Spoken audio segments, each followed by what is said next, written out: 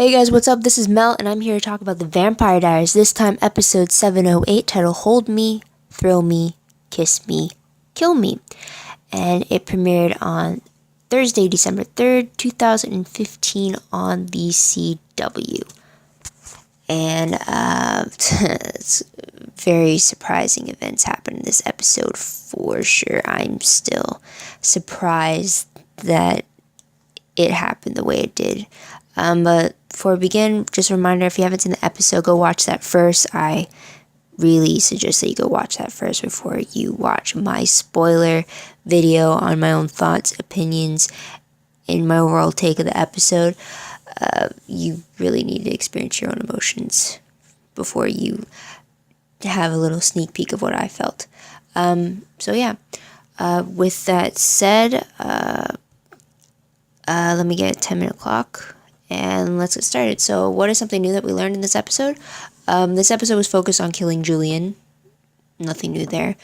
But it came around another little occasion to the characters, and that was the 133rd anniversary for Nora and Mary Louise. And they are celebrating this with a murder party of all the compelled humans that Matt and Caroline saw all over the city being compelled and with those IVs, courtesy of Julian. Apparently, he was stockpiling all these humans for this event for the heretic couple. So, that was weird. But in this episode, we see the heretics, that is Beau, Nora, and Mary Louise. They learn the truth about Julian through Valerie when she tells them about him beating her, killing her baby, which led to her killing herself, which turned out to be her turning into the very first heretic. And then when he saw how powerful Valerie was, he wanted to create more heretics, which is how everyone else came to be. And while it seems that Beau and Nora are siding with Valerie, and Lily, who shows her support and reveals that she's going to leave Julian, Mary Louise is skeptical to think that there is this side to Julian. So there's that issue. And the reason why we see Mary Louise being skeptical is because Julian is so supportive of her. He's always trying to help her. And the major thing he helps her with is finding the perfect engagement ring for Nora. Another side thing for the couple was the fact that Mary Louise proposes to Nora. And Julian helped make it as special as possible for Mary Louise to do that. So for her, it's kind of hard to think that Julian would beat a baby to death or unborn child in a calculated manner, or in any manner, I guess. So her loyalties are kind of shifting there.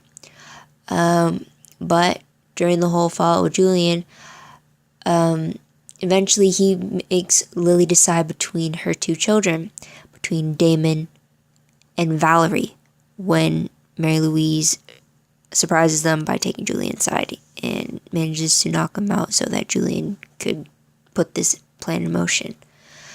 And it seems that Damon already knows what's going to happen. He even tells Lily to kill him because he knows that she's going to pick her heretic child over Damon, like she's done plenty of times before. It's not a surprise to him, so he's not expecting anything new. But Lily does do something new.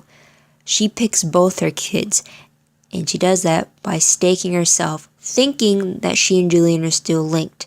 Apparently that's not the case anymore. Julian had Mary Louise unlink them both. So Lily just stakes herself, basically in hopes that if she had staked herself, then Julian would be killed with her, therefore freeing her kids, both blood and heretic, from him. But since they aren't linked, only Lily dies, which was surprising. So we deal with the fallout for that. On a side note, Stefan learns that Caroline is pregnant because of the Gemini Coven spell to keep Alaric's twins alive from Kai. And then in the flash forward from 3 years from now, we see Damon being tied up at the Dallas TV station. And initially we think it's Lily who is the huntress, but turns out that Damon's actually infected with werewolf venom, making him hallucinate Lily, which brings me to my most shocking moment of the episode. Was at first, during the flash forward moment, that first one we saw, Lily was revealed to be this mysterious future huntress. That was the shocker, and even Damon calls her mom when he is kind of out of it and he sees her coming towards him, and he's kind of shocked that she's the one that has tied him up and vervained him, unknowingly gave him werewolf venom in him as well. But because we are thinking it's Lily who is the huntress, who's trying to bait Stefan to come to her, therefore Lily's death in the present day was completely shocking, because I'm here thinking that Lily survives at least for another 3 years.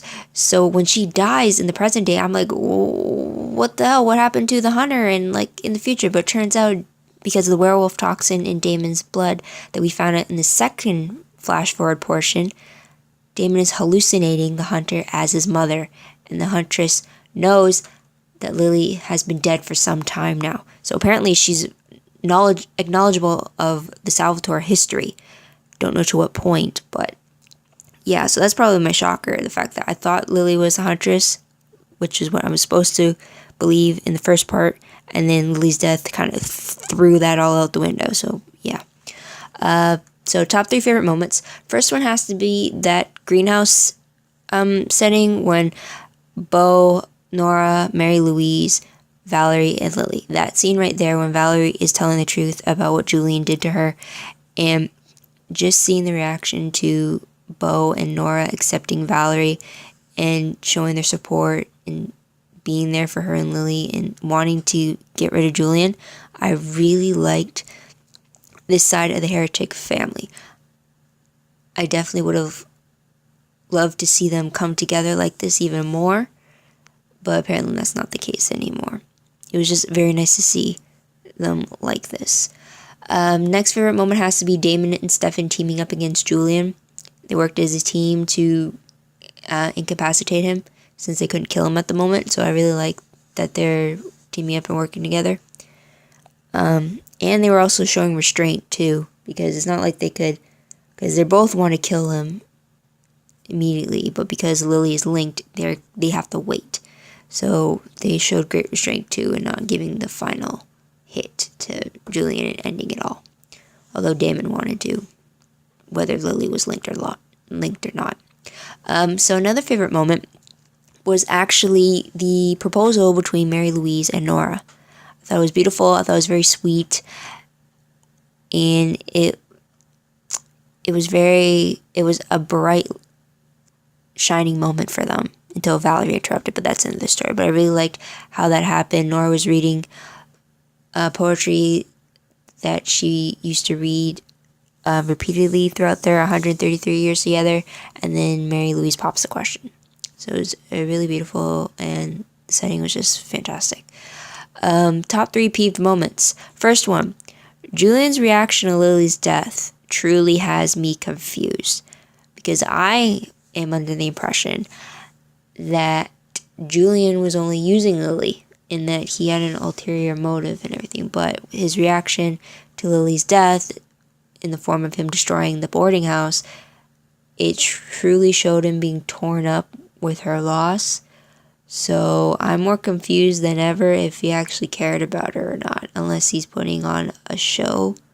But then I don't get why he'd put on a show. So I don't want to believe that I do not want to believe there's a genuine bone in Julian's body. I don't want to believe that. He's calculating, and I figure every movie he's made, even his kindness towards the heretics, is because he hopes to garner their loyalty to the point that they would do these things for him, since they are powerful creatures. That's just saying.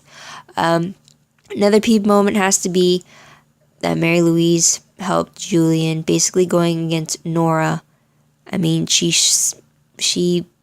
pretty much sided with Valerie and the rest of them, but then she goes behind their backs and helps Julian.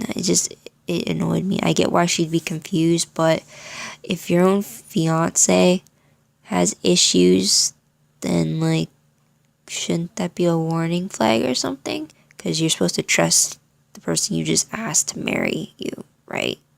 I don't know. Last Peeved moment, Enzo getting captured. I believe I forgot to mention that. I don't know what I was about to say. Matt managed to contact some people who came and captured Enzo, so now he's all vervained up and behind bars and on transport somewhere. And it kind of annoys me that Enzo is captured again. We saw this with the Augustine Society in Season 5. We saw this with Tripp's people in Season 6. And now we're seeing it with these people. Enzo just can't catch a break at all.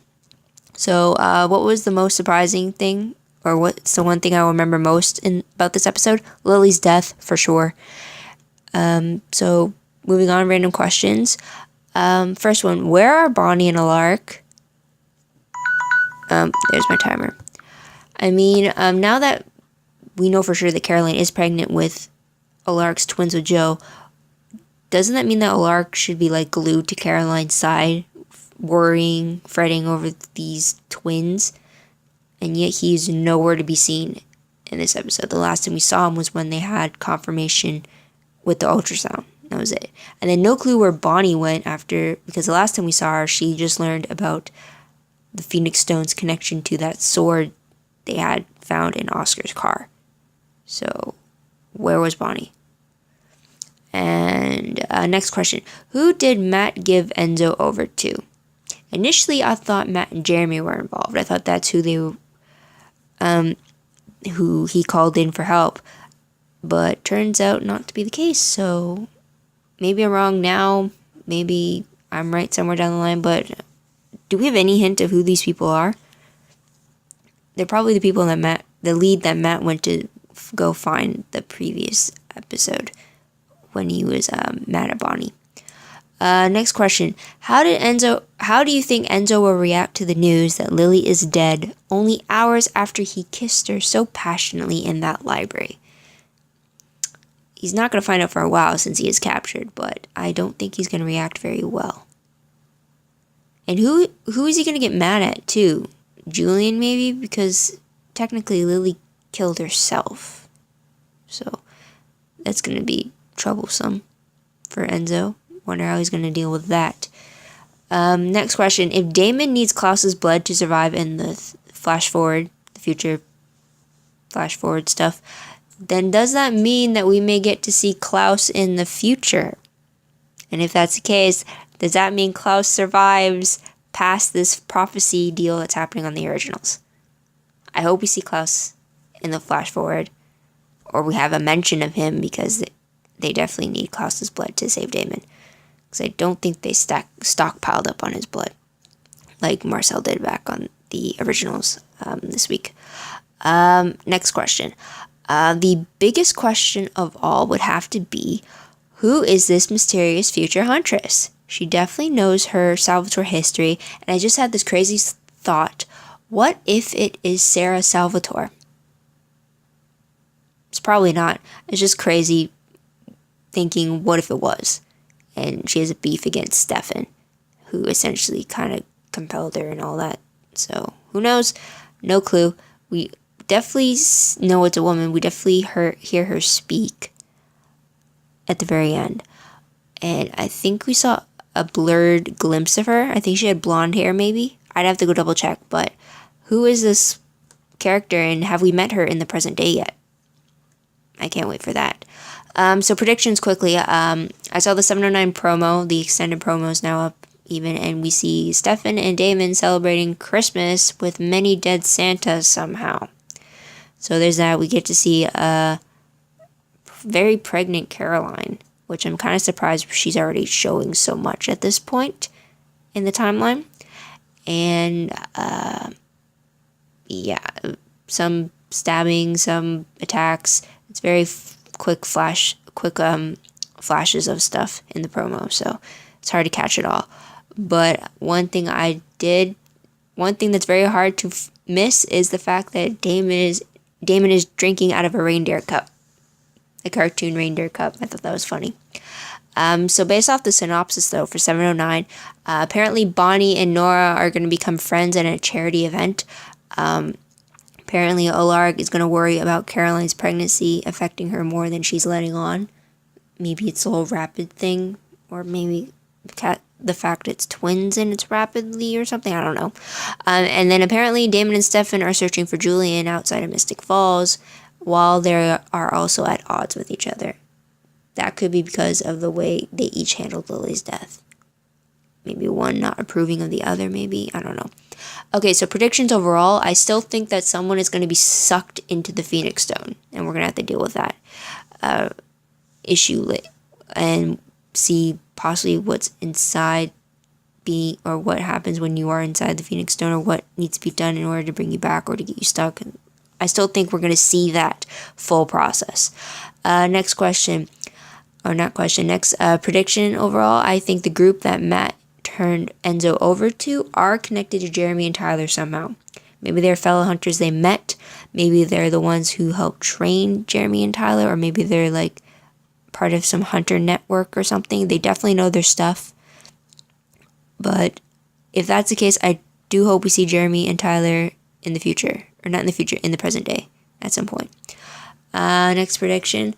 I really think that we're going to see Bo's origin story, especially if it's connected to that cross mark thing on his throat that is similar to the one associated with the Phoenix Stone. I mean, so far Bo still hasn't said a word in all the times we've seen him, and I'm curious as to why he can't speak, especially if he has that mark on him. That means it has to be magically induced, right? Or his reasons for not speaking have to be magical ones, right? So I'm very interested to see how that is all connected for sure. And that's about it. So what did you guys think of the episode? Were you surprised by Lily's death? Were you shocked how it happened? Let me know in the comments below. I'd love to hear about it. Also, as well as your own likes and dislikes about the episode, or what you thought was going to happen yet didn't happen quite the way you thought it would. Just let me know in the comments below, even your theories as well. I'd love to hear them all. Don't forget to like this video, subscribe to my channel, check out my other videos, and don't forget to share this with all your other friends and fans in the Vampire Diaries fandom. Let's get this fan base growing. Let's spread the word around and theorize what's to come for sure, both in the present and in the future. Flash forward stuff. Also, if you want a more detailed recap of the episode, check out my LiveJournal account. The link will be down below. Basically, it's a play-by-play of what happened in the episode, along with my in-the-moment thoughts and questions that pop up, color-coded for easy convenience. And also, if you want any more news related to the Vampire Diaries, that is promos, sneak peeks, synopses, episode stills, GIFs, anything like that, check out my Tumblr page. I'll put links for those down below. I'd always reblog anything I come across, so that's all in one place, and so that you can find it as easily as I can. So Tumblr for sure, and don't be afraid to follow if you want to stay up to date with what I find. Also, on to news, actually, in fact, starting when we return with episode 710, in 2016, Vampire Diaries and the originals are moving to Friday nights. So starting Friday, January 29th, 2016, Vampire Diaries will be airing at 8 o'clock, following with the originals following afterwards. So that's episode 710. So it's after the winter break. We're moving to Fridays. So mark your calendars, be aware of the change, and yeah. So that's it. This is Mel, wishing you all a safe day, safe week. Bundle up if you're somewhere cold, and to warn you to do all your holiday shopping now before it gets crowded in those malls, because I'm telling you now, it will get crowded. So this is Mel, wishing you all goodbye. Bye for now.